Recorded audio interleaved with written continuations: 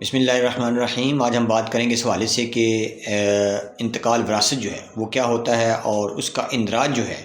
وہ کیسے کرایا جاتا ہے۔ تو آپ کو بتاتے چلیں کہ انتقال وراثت وہ ڈاکومنٹ ہے کہ جب کوئی شخص فوت ہوتا ہے تو اس کی فوتگی کے بعد جو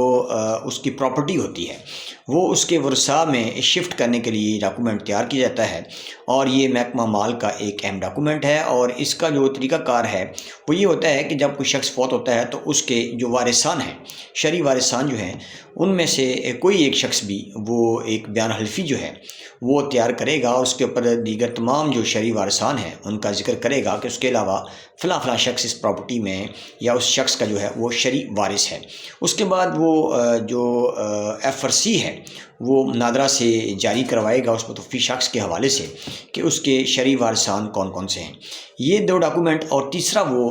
اپنی متعلقہ یونین کونسل سے یا بلدی آفس سے اس شخص کا جو فوت ہوا ہے اس کا ڈیتھ سرٹیفکیٹ حاصل کرے گا، اور یہ تینوں چیزیں جو ہیں ان کے ساتھ ایک اپلیکیشن لکھ کر وہ متعلقہ تحصیلدار صاحب کو یا متعلقہ پٹواری صاحب کو وہ دے کر، اور اس کے جو چارجز ہیں وہ تقریباً 7-8 ہزار روپے سے زیادہ نہیں ہیں، 7-8 ہزار روپیہ جو ہے وہ